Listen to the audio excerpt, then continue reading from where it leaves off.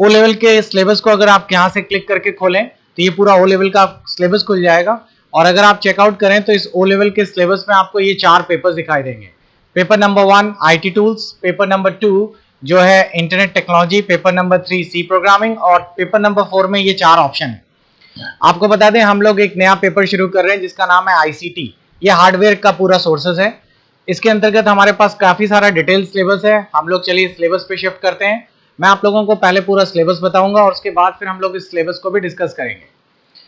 इस सिलेबस में हमारे पास कई सारे चैप्टर्स हैं। हम लोग जो पहला चैप्टर पढ़ने जा रहे हैं जिसमें कि हमें सीखने को मिलेगा कि कंप्यूटर की assembling, disassembling, booting, BIOS setups, CMOS setups, Windows 7 का इंस्टॉलेशंस, साथ ही साथ other office installations, printers, installation drivers, ये सारी चीजें क्या क्या हैं। तो आप लोग ध्यान से देखते रहिए, आप लोग प्रॉपर नोट्स बनाइए। ये एमएस ऑफिस से भी कंसंट्रेट रखता है और साथ ही साथ आपका आईसीटी रिसोर्सेज जो आप लोगों का ओ लेवल का लास्ट पेपर है उसका पूरा सब्जेक्टिव सिलेबस है। एक एक करके शुरू करते हैं। आप लोग देख रहे होंगे कि स्क्रीन पर आप लोगों को ये जो आईसीटी रिसोर्सेज है इसके 4 मॉड्यूल आपको दिखाई दे रहे होंगे। पहला मॉड्यूल जो है जिसका नाम है PC assembly, operation, miscellaneous utilities, networking concept और नेटवर्किंग एडमिनिस्ट्रेशन।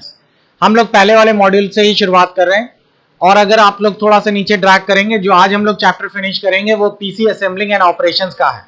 हम लोग इसमें कंप्यूटर को असेंबल करना, बूटिंग प्रोसेस को डिटेल में समझना, BIOS, Windows installation, software installation, printer sharing और प्रिंटर इंस्टॉलेशन और बैकअप एंड रिस्टोर, ये वाले ऑप्शंस पूरे करेंगे और धीरे धीरे करके हम ये पूरा चैप्टर खत्म करेंगे। चलिए पूरा डिटेल में देखिए। सबसे पहले हम लोग बात करते हैं बूटिंग के बारे में।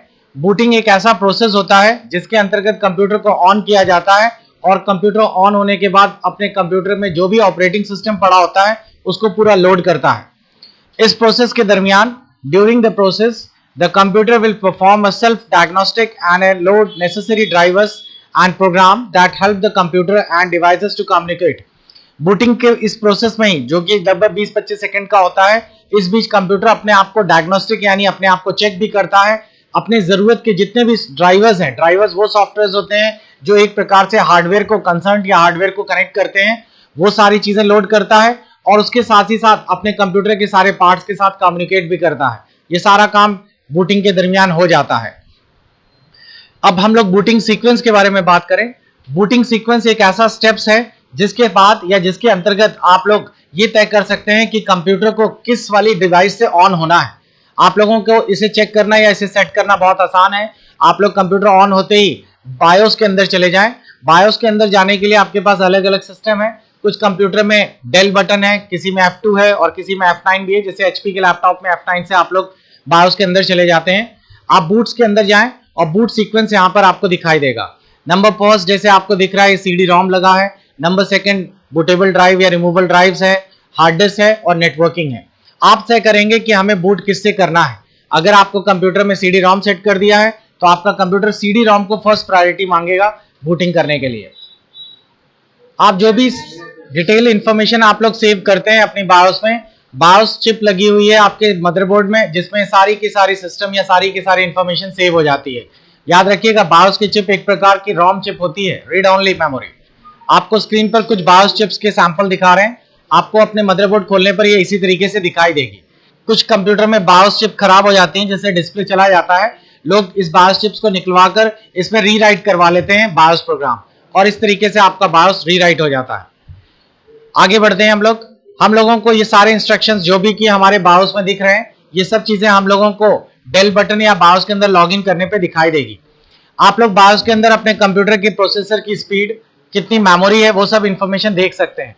जैसे हम बायोस में अगर मेंस में गए तो यहाँ हमारा प्रोसेसर की इंफॉर्मेशन भी पता चल गई, हमारी कितनी रैम लग रही है, रैम के अगर 2 या 3 स्लॉट या 4 स्लॉट हैं तो कितनी कितनी रैम किस किस स्लॉट्स में लगी है, डिम्स में लगी है, वो सारी इंफॉर्मेशन बायोस हमें डिस्प्ले करता है। तो ये बहुत अच्छा इंफॉर्मेशन है। और साथ ही साथ हमारे पास नेक्स्ट ऑप्शन आता है कि बायोस में आप लोगों को सीक्वेंस कैसे सेट करना है। तो बायोस में चले जाइए। बायोस के अंदर आपको मिलेगा बूट डिवाइस प्रायोरिटी। इसमें आप जो पहली प्रायोरिटी सेट कर देंगे कंप्यूटर उसी को फर्स्ट बूटिंग के लिए प्रेफर करेगा। अगर आपने पहली डिवाइस हार्ड डिस्क रखी है तो कंप्यूटर आपकी पेनड्राइव या CD लगे होने के बावजूद हार्ड डिस्क से ऑन हो जाएगा। तो इसीलिए ध्यान रखिए कि अगर आपको विंडोज लोड करनी है तो सबसे पहले बूट सीक्वेंस जाकर चेंज करिए। बहुत सारे लोग पेन ड्राइव से विंडोज इंस्टॉल करते हैं, तो उसके लिए एक बूटेबल पेन ड्राइव बना लेते हैं और उसके बाद फिर हम लोग first boot device pen drive यानी कि रिमूवल ड्राइव सेट कर लेते हैं। कुछ लोगों के पास डीवीडीज या सीडीज होती है, उनसे विंडोज लोड करते हैं। उस केस में first boot device CD ROM रखनी जरूरी है। नेक्स्ट वर्ड हमारे सामने आता है जिसका नाम है पोस्ट। पोस्ट का मतलब होता है पावर ऑन सेल्फ टेस्ट। ये एक बहुत ही सिंपल सा प्रोसेस है। Power on self test computer के ऑन होते ही कुछ ही सेकंड्स के पल में ये पूरा हो जाता है। आपका कंप्यूटर इस बीच चेक कर लेता है कि उसके सारे कंपोनेंट प्रॉपर फंक्शन कर रहे हैं कि नहीं कर रहे हैं। अगर power on self test okay मिलता है तो आपके कंप्यूटर यानी डेस्कटॉप से एक पीप साउंड आती है और उसके बाद सिस्टम ऑन हो जाता है। ये सारा कुछ चेक करने के बाद ही कंप्यूटर अपने ऑपरेटिंग सिस्टम को लोड करता है। लेकिन इस बीच अगर कुछ प्रॉब्लम आती है, जैसे कि फॉर एग्जांपल रैम नहीं उसे मिली, तो लगातार पीप साउंड पीप पीप पीप ये शो करता है कि रैम की प्रॉब्लम आ गई है। तो ये पोस्ट एक प्रोसेस है जिसके अंतर्गत कंप्यूटर अपने सारे फंक्शंस को प्रॉपर्ली चेक कर लेता है। एक बार power on self test okay हो गया और ऑपरेटिंग सिस्टम लोड होने लगा। ऑपरेटिंग सिस्टम लोड होते ही बायोस की सारी इंफॉर्मेशन मेमोरी में कॉपी हो जाती है। ये बहुत अच्छा और इंपॉर्टेंट है। आपके बायोस में जो भी इंफॉर्मेशन आपने दी है, बहुत सारे लोग बायोस में यूएसबी डिसेबल कर देते हैं। यूएसबी में ऑप्शन में जाकर अगर आप डिसेबल कर देंगे तो आपका ये पूरी इंफॉर्मेशन उसकी मेमोरी में सेव हो गई। अब आपके मेमोरी में सेव होने के बाद कंप्यूटर जब ऑन हुआ तो उसके अंतर्गत यूएसबी पोर्ट सारे ऑफ मिलेंगे आपको। यूएसबी काम नहीं करेंगे क्योंकि आपने बायोस से उसे ऑफ कर दिया। इसी तरीके से बायोस की जो भी सेटिंग्स आप लोग चेंज करते हैं वो सारा का सारा ऑटोमेटिकली आप लोगों के ऑपरेटिंग सिस्टम पे इफेक्ट करता है। उसके बाद नेक्स्ट ऑप्शन आता है कि ऑपरेटिंग सिस्टम अपने सारे ड्राइवर्स लोड करता है। ड्राइवर्स का मतलब होता है कंप्यूटर के वो सॉफ्टवेयर जिसमें कि आपके सारे पेरिफेरल्स की इंफॉर्मेशन दी रहती है, जिससे कि पेरिफेरल कंट्रोल होते हैं, आपकी माउस, कीबोर्ड, प्रिंटर, सब कुछ। अगर आप यूं समझिए कि अगर आपके पास एक कीबोर्ड है और आपने अपने कंप्यूटर से कनेक्ट कर रखा है, अगर वो PS2 है तो और अगर वो चल रहा है सिस्टम, आप उस कीबोर्ड को निकालिए, दूसरी कंपनी का कीबोर्ड लगाइए, आप देखेंगे वो नहीं चलेगा। वो इसलिए नहीं चलेगा क्योंकि कंप्यूटर ऑन होते समय पहले वाली कंपनी के ड्राइवर्स लोड थे और वो ऑटोमेटिकली प्रॉब्लम कर रहे थे। तो जैसे ही हम लोगों ने सिस्टम निकाल लिया और दूसरा कीबोर्ड लगाया तो हमारा नया कीबोर्ड में पुराने ड्राइवर्स थे, इसीलिए वो डिटेक्ट नहीं हुआ। आप सिस्टम रीस्टार्ट करिए, आपको नया वाला कीबोर्ड भी फंक्शन करता हुआ दिखेगा। आगे बढ़ते हैं। अब हमारे पास नेक्स्ट ऑप्शन आता है एडवांस बूस्ट ऑप्शंस। चलिए इसके बारे में बात करते हैं।